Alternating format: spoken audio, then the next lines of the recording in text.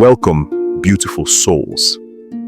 Today's story is one of pain, perseverance, and ultimate triumph.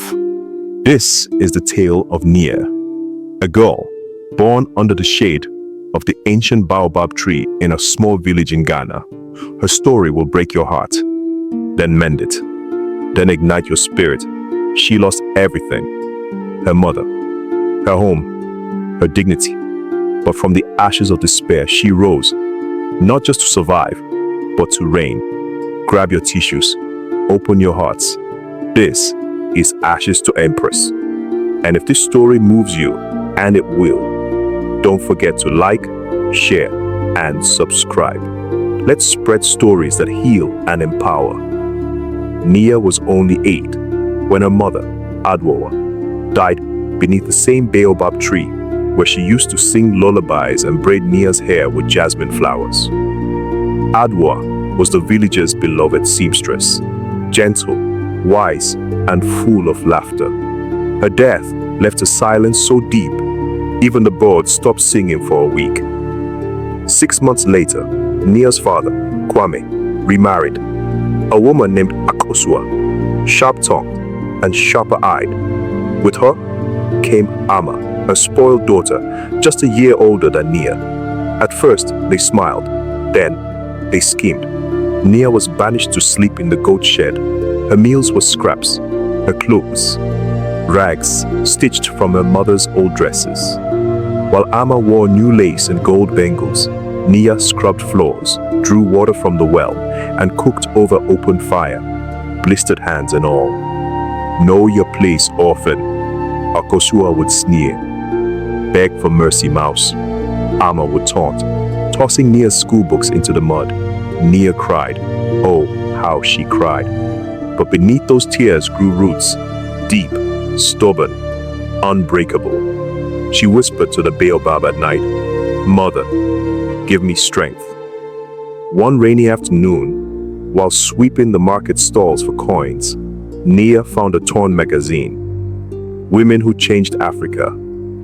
Inside, a photo of a young designer from Lagos who started with nothing.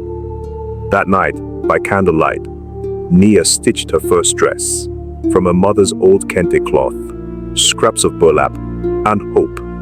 She sold it at the market for 20 cedis, then another, and another. She taught herself to read from discarded newspapers. She learned math by counting her earnings. She walked 10 kilometers to the nearest town library every Saturday. Barefoot, proud, unstoppable. At 16, she won a national youth design competition. At 18, she earned a scholarship to study fashion in Accra. The night before she left, Akosua spat at her feet. "Don't come back. You're nothing without us." Nia smiled. Quiet, calm, terrifying. "I already left you behind," she whispered.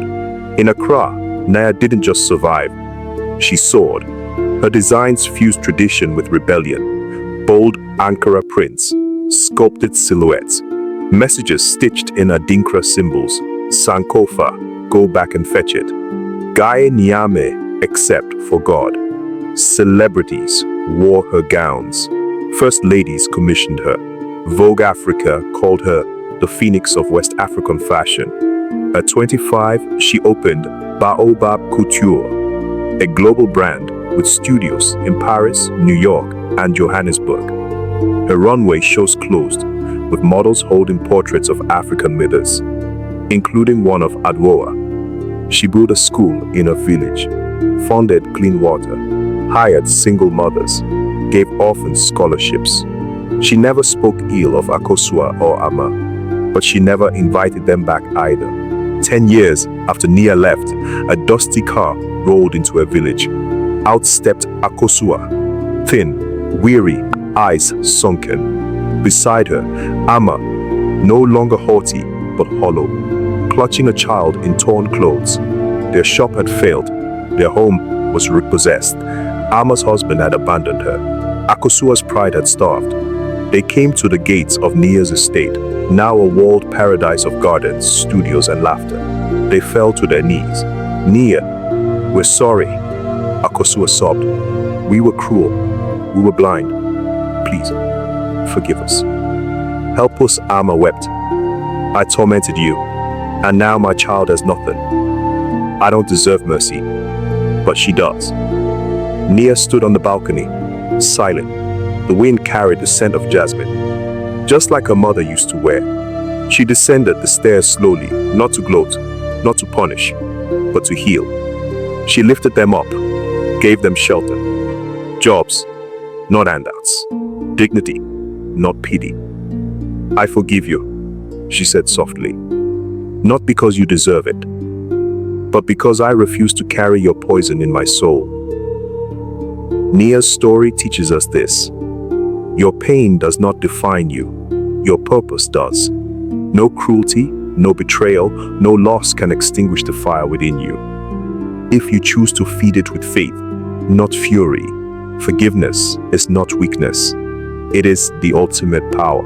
It frees you, not them, and success. It's not about revenge, it's about redemption. For yourself, and sometimes, even for those who broke you. If Nia's journey touched your spirit, tap that like button. Share a story with someone who needs to hear it.